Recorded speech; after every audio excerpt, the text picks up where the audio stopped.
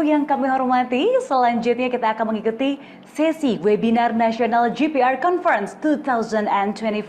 Dan pada sesi yang pertama ini, kita akan menghadirkan Bapak Dr. Eng Sunu Wibirama yang akan memberikan materi yang berkaitan dengan tema yang akan dibahas pada kesempatan kali ini. Hadirin para peserta webinar nasional, Bapak Dr. Eng Sunu Wibirama, beliau adalah akademisi dan juga praktisi di bidang kecerdasan buatan terapan atau Applied Artificial Intelligence dan pengalaman pengguna atau User Experience. Beliau meraih gelar sarjana teknik dari Universitas Gadjah Mada, gelar Master of Engineering dari King Mokut Institute of Technology Lat Krabang, Thailand, dan juga Doctor of Engineering dari Tokai University, Japan. Selain aktif sebagai praktisi, Dr. Sunu Wibirama adalah dosen di Program Studi Teknologi Informasi, Departemen Teknik Elektro, dan juga Teknologi Informasi, Universitas Gadjah Mada, Indonesia. Beliau juga menjadi ketua untuk komunitas IEEE Systems, MEN, dan juga Cybernetics Indonesia Chapter. Beliau juga menjabat sebagai perwakilan Indonesia pada Governing Board of International Association for Pattern Recognition pada tahun 2019 sampai dengan 2023. Sebagai seorang akademisi, Dr. Sunu Wibirama telah diakui sebagai ahli pertama di Indonesia yang mendedikasikan lebih dari 15 tahun karir akademisinya untuk bekerja di bidang rekayasa pengalaman pengguna berbasis kecerdasan buatan atau Intelligent User Experience Engineering, di mana ia meneliti dan mengembangkan berbagai sistem cerdas berdasarkan teknologi pelacakan pandangan mata atau eye tracking dan juga AI. Hadirin, marilah kita bersama-sama menyimak penyampaian materi dari Bapak Dr. Eng Sunu Wibirama. Untuk itu kami mohon kesediaan Bapak dan Ibu peserta 4th GPR Conference 2024 agar bisa mengikuti sesi ini hingga selesai nanti. Untuk itu langsung saja kepada Bapak Dr. Eng Sunu Wibirama, kami persilahkan. Baik, selamat siang. Assalamualaikum warahmatullahi wabarakatuh. Yang saya hormati Pak Arif Manajer, Direktur GPR Institute, Pak Diraharjo sebagai co-founder GPR Institute, dan juga Prof. Widodo Muktio, serta Bapak Haji Muhammad Faisal, serta rekan-rekan para peserta webinar, adik-adik mahasiswa semuanya. Pada kesempatan kali ini saya diminta oleh GPR Institute untuk menyampaikan sedikit tentang apa itu AI dan bagaimana penerapannya untuk public relation dan nantinya khususnya untuk komunikasi di pemerintahan. Nah, untuk keperluan itu saya mohon izin untuk share screen, menampilkan materi PowerPoint yang saya berharap nanti Bapak Ibu rekan-rekan semua bisa memahami lebih detail tentang apa yang akan saya sampaikan di webinar kali ini.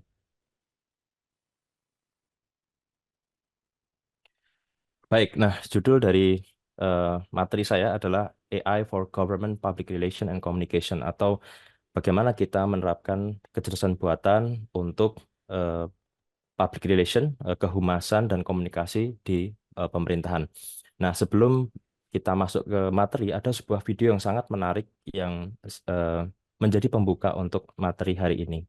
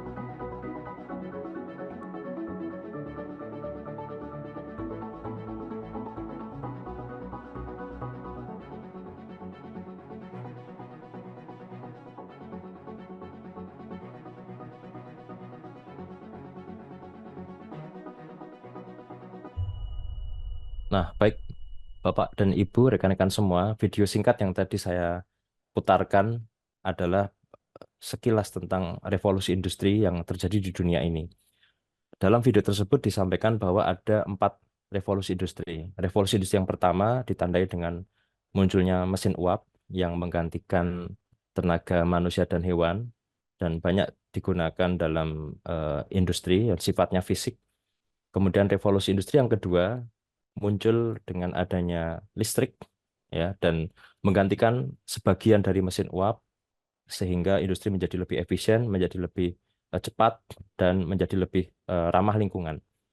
Nah, di revolusi industri yang ketiga muncul komputer serta internet, yang mana dengan komputer dan internet ini beberapa industri yang tadinya secara geografis terpisah atau memiliki jarak yang cukup jauh menjadi terkoneksi dan dengan seperti itu kemudian memungkinkan adanya komunikasi yang lebih intens antara satu lokasi dengan lokasi yang lain.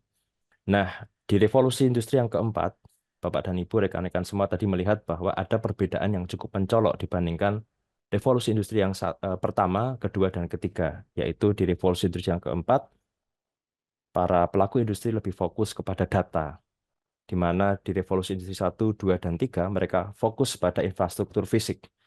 Nah, revolusi industri yang keempat, pelaku industri fokus kepada data, dan dengan data itu kemudian kita bisa menciptakan berbagai macam hal yang tidak pernah terbayangkan sebelumnya dan termasuk nanti kita akan melihat implementasinya dalam bidang kehumasan. Nah, ada satu quote atau pernyataan yang cukup menarik dari seorang pakar teknologi yaitu Profesor Andrew Ng, di mana dia adalah seorang pengajar di Stanford University dan juga seorang CEO atau co-founder dari online learning Coursera yang banyak sekali digunakan di berbagai perguruan tinggi di seluruh dunia.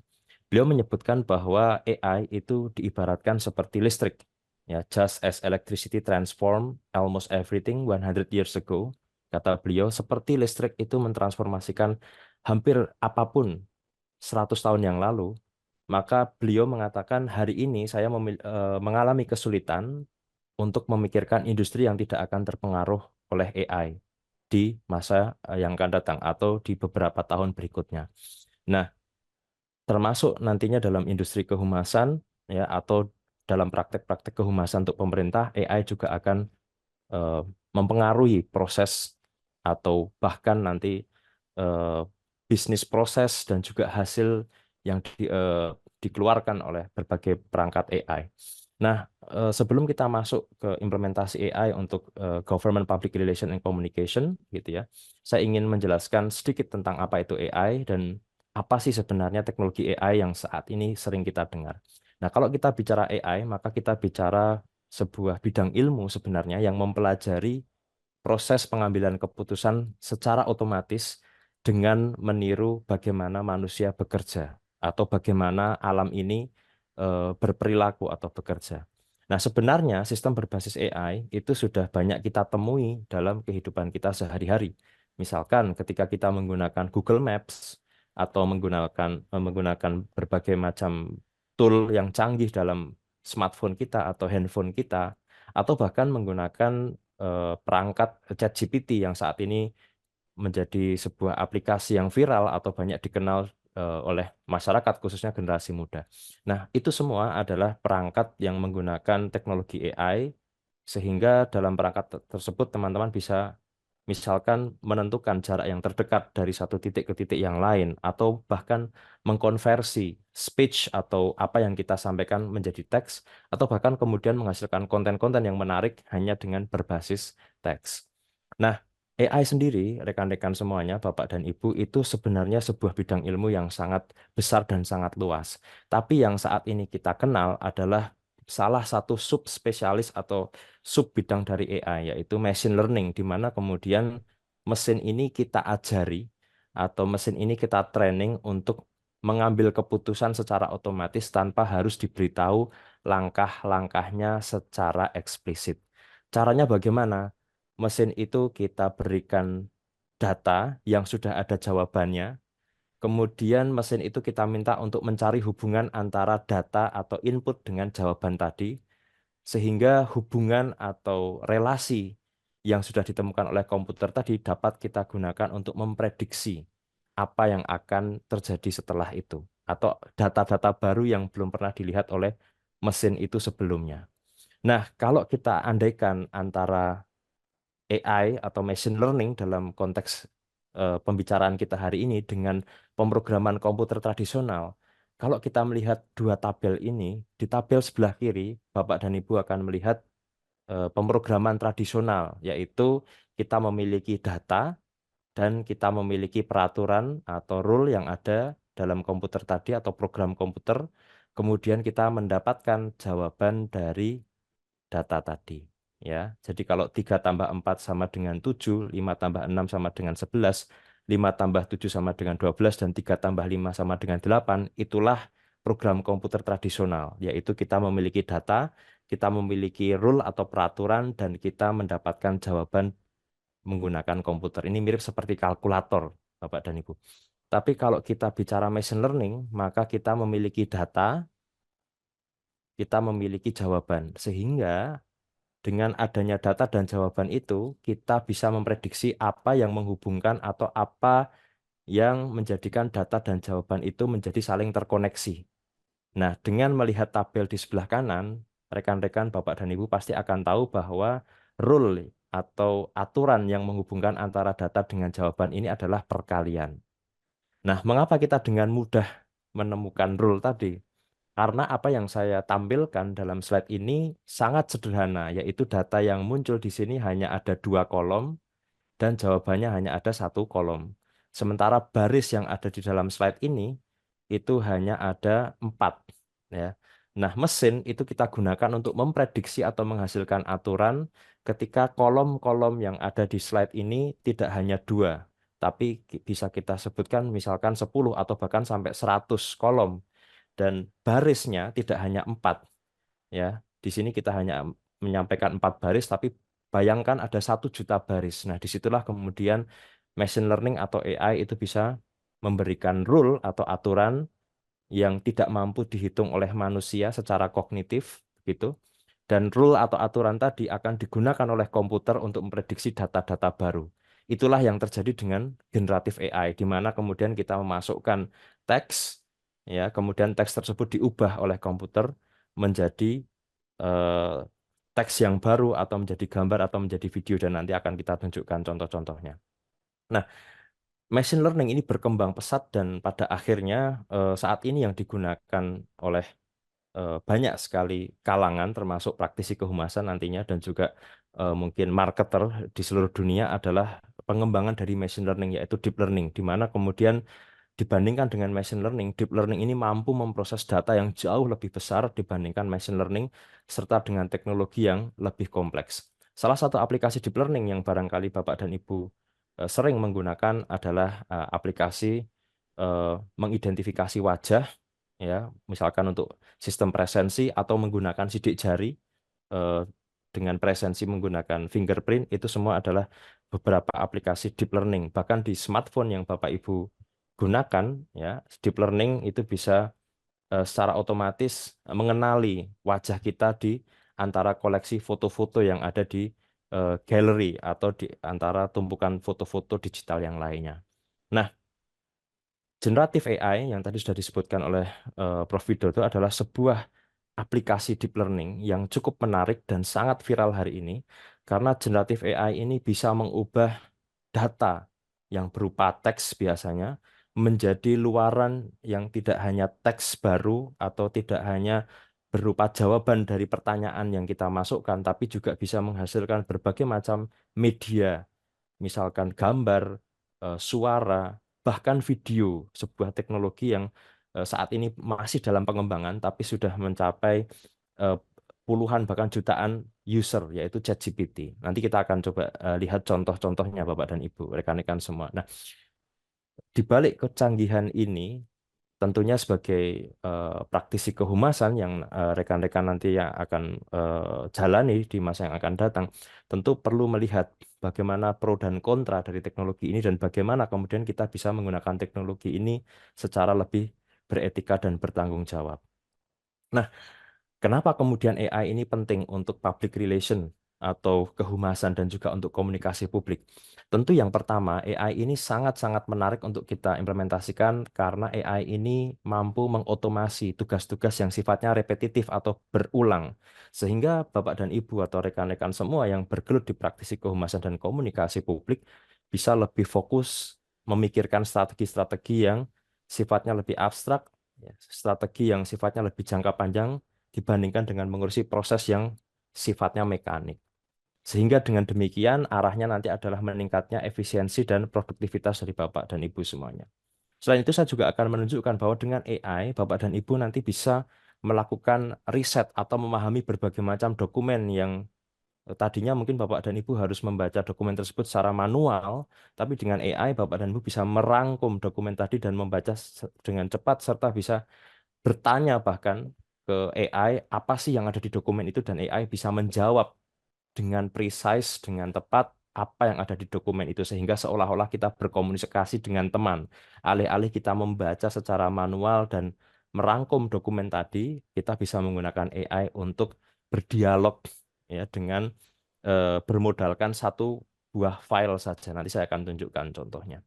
Dan masih banyak lagi alasan-alasan kenapa kemudian AI ini sangat menarik untuk kita gali dalam konteks hubungan kemasyarakatan, kehumasan, dan juga komunikasi publik.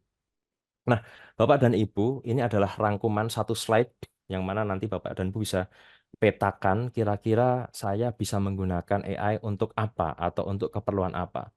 Ada beberapa fungsi AI yang cukup menarik. Misalkan saya akan mencontohkan bagaimana kemudian Bapak dan Ibu bisa membuat press release dari video yang ada di YouTube, yang mana ini salah satu tugas yang barangkali menjadi tugas utama dari Bapak dan Ibu yang menjadi seorang praktisi kehumasan, terutama di pemerintahan. Bapak dan Ibu juga bisa menggunakan AI untuk merangkum wawancara yang sudah direkam menggunakan perekam suara atau audio recorder, dan dari situ kemudian muncul teks atau tulisan sehingga Bapak dan Ibu mudah sekali nantinya mengkonvert atau mengubah suara menjadi teks. Bapak dan Ibu juga bisa menggunakan AI untuk membuat publikasi, membuat flyer, bahkan yang sedang berkembang saat ini dan akan terus berkembang ke depannya adalah menghasilkan video hanya dengan menggunakan teks saja. Dan masih banyak lagi berbagai macam fungsi AI untuk komunikasi publik dan untuk kehumasan, terutama untuk bidang pemerintah. Nah, Bapak dan Ibu, ada satu aplikasi yang cukup menarik yang sebenarnya sudah dikembangkan oleh Kominfo, dan ini barangkali nanti bisa menginspirasi Bapak dan Ibu di daerah untuk mengembangkan aplikasi serupa, yaitu aplikasi chatbot yang mana untuk Kominfo ini temanya adalah mengembangkan literasi digital. Nah, ini adalah salah satu aplikasi yang sudah saya coba, yaitu Cyber Kreasi. Dengan aplikasi ini, teman-teman bisa belajar berbagai macam pengetahuan tentang literasi digital. Dan ini cukup menarik, karena Bapak dan Ibu, rekan-rekan semua hanya perlu menggunakan WhatsApp saja ya, untuk kemudian belajar dari materi-materi yang disediakan oleh chatbot ini. Nah, Bapak dan Ibu, aplikasi ini sebenarnya tidak terlalu complicated, tidak terlalu rumit, dan Bapak dan Ibu bisa juga nantinya mengembangkan aplikasi seperti ini di masing-masing daerah yang mana Bapak dan Ibu bekerja di sana. Gunanya untuk apa? Gunanya untuk membantu masyarakat atau untuk membantu stakeholder ketika mereka bertanya tentang hal-hal yang sifatnya sebenarnya sudah sering sekali kita dengar atau sering sekali kita sampaikan kepada masyarakat. Nah, sehingga dengan menggunakan aplikasi chatbot seperti ini, masyarakat tidak harus langsung mengontak ke rekan-rekan humas, tapi mereka bisa berdiskusi dengan chatbot dan mendapatkan informasi-informasi yang sesuai dengan apa yang mereka inginkan atau apa yang mereka butuhkan terkait dengan berbagai macam kegiatan pemerintah seperti itu.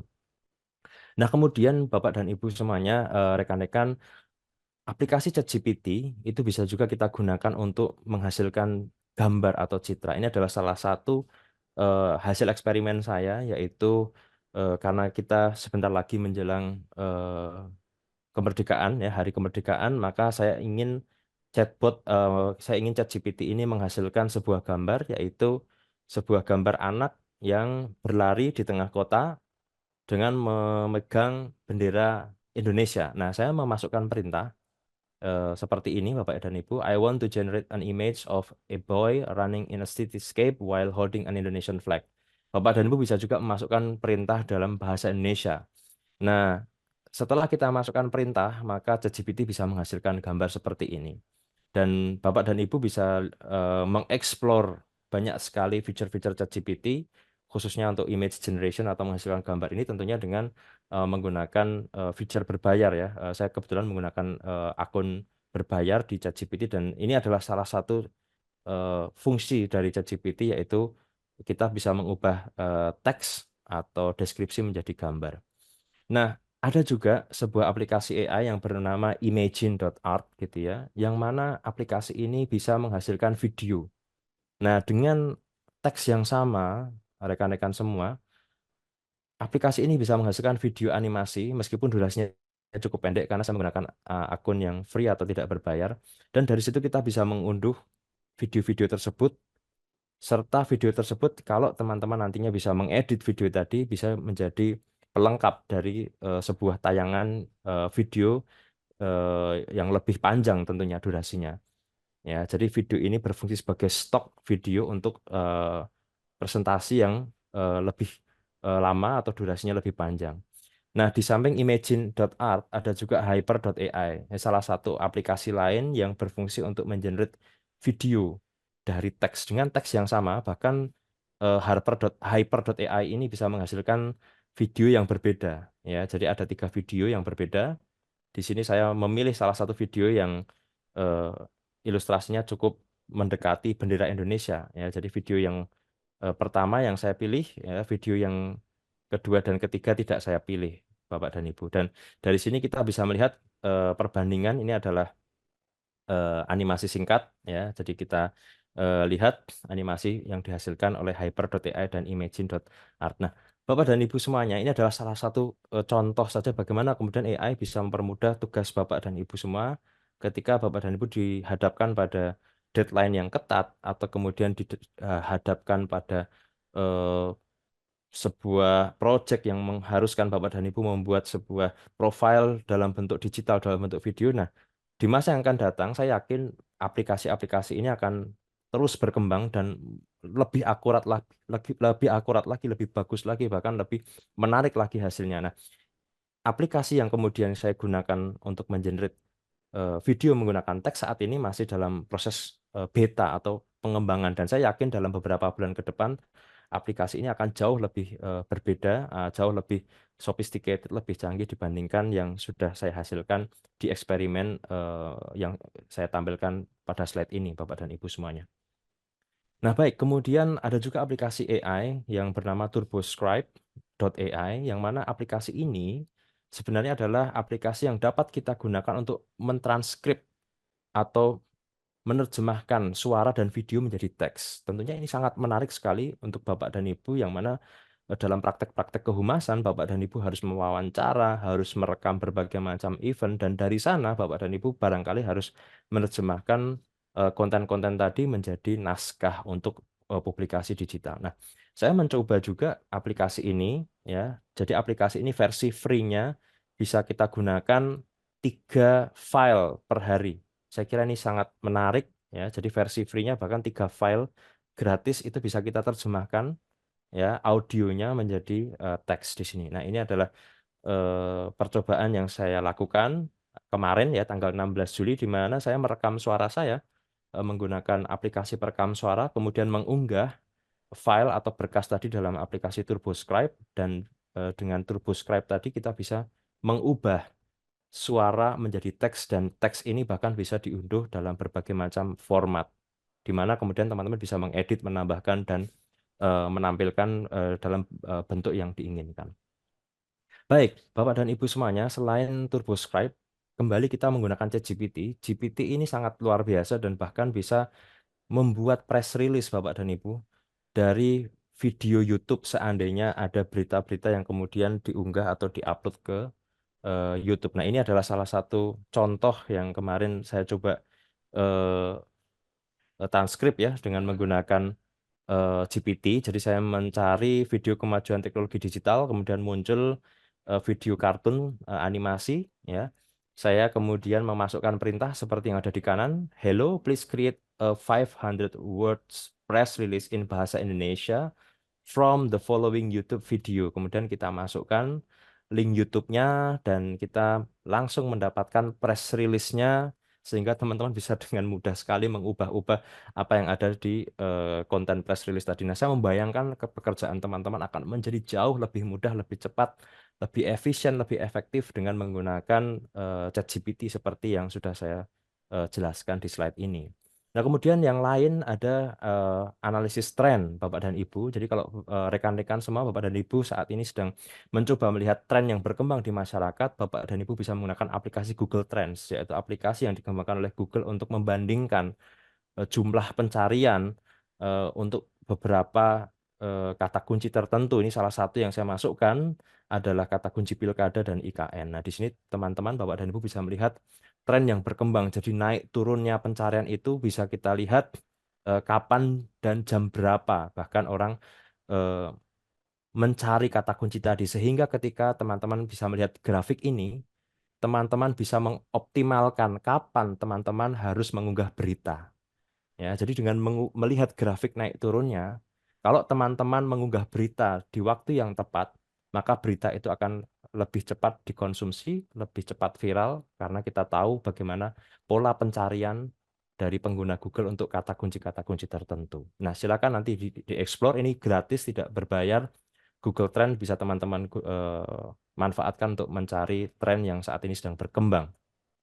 Nah, kemudian ini adalah salah satu aplikasi yang sangat menarik menurut saya, yaitu Chat PDF, di mana teman-teman bisa mengunggah file PDF. Ini saya unggah salinan Permendikbud nomor 39 tahun 2021 tentang integritas akademik, sebuah file PDF saya unggah dalam Chat PDF dan kita bisa mengeksplorasi konten hanya dengan menuliskan pertanyaan.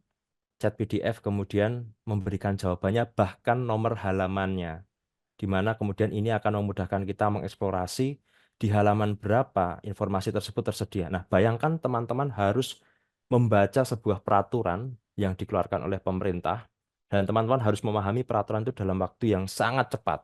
Nah, chat PDF ini bisa membantu kita untuk memahami dengan sangat-sangat cepat dan efektif apa informasi yang kita butuhkan dan di halaman berapa. Ya, sebuah tool yang saya kira ini untuk kalangan akademisi menjadi salah satu tool favorit, yang mana saya yakin teman-teman di praktisi kehumasan juga setuju dengan saya bahwa tool ini nantinya akan menjadi salah satu tool atau alat favorit, aplikasi favorit teman-teman untuk membaca berbagai macam dokumen atau file-file PDF yang dibutuhkan dalam rangka kehumasan atau dalam rangka mengkomunikasikan berbagai macam program pemerintah ke masyarakat.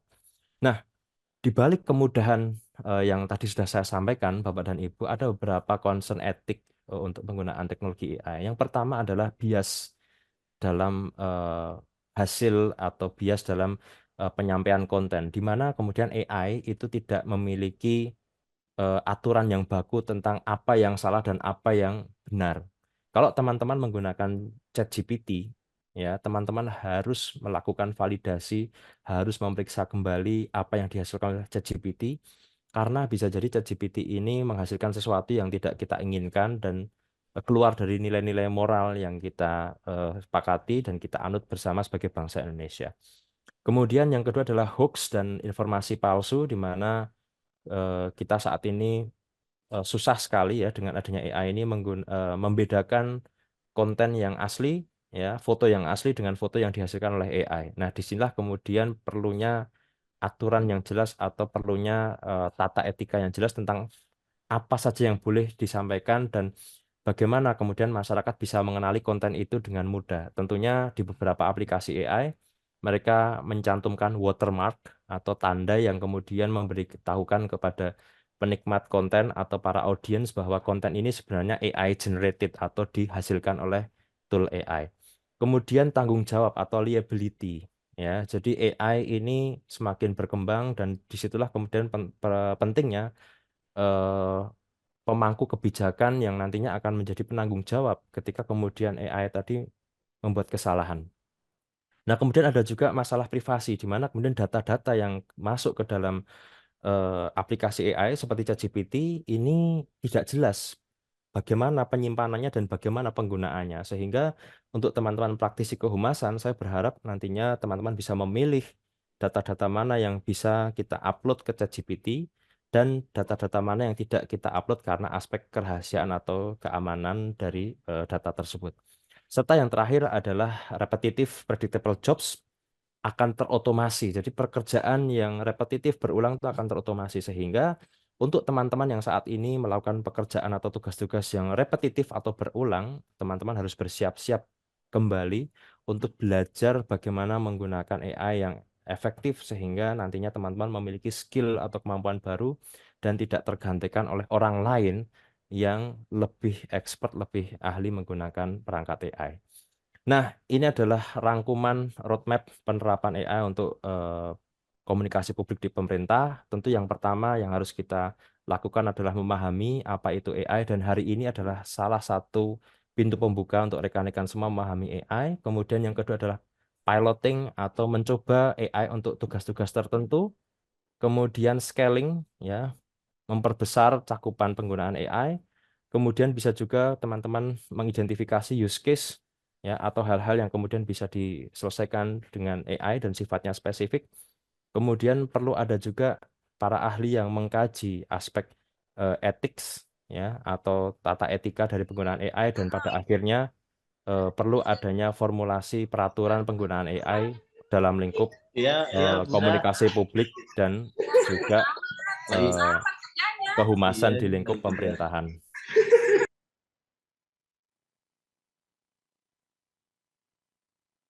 Webinar kali ini adalah slide terakhir dalam webinar kali ini. Yang pertama, AI adalah sebuah ilmu atau sebuah bidang yang mempelajari bagaimana kita melakukan decision making secara otomatis dengan meniru manusia. Dan saat ini aplikasi AI sudah banyak kita temukan dalam konteks kehumasan dan juga komunikasi. Misalkan chatbot, kemudian kita bisa menghasilkan teks, citra atau gambar, video, menganalisis dokumen, bahkan menerjemahkan speech atau suara menjadi teks, dan sampai kepada analisis media atau tren.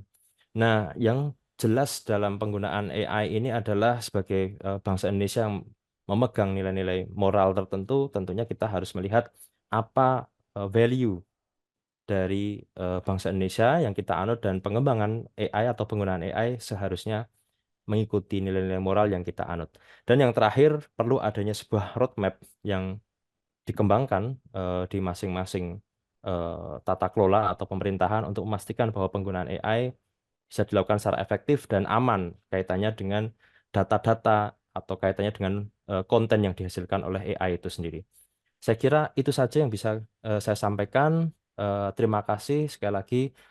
Selamat kepada para pemenang GPR Award dan mudah-mudahan rekan-rekan adik-adik semua bisa mendapatkan manfaat yang besar dari conference webinar hari ini. Selamat siang. Assalamualaikum warahmatullahi wabarakatuh.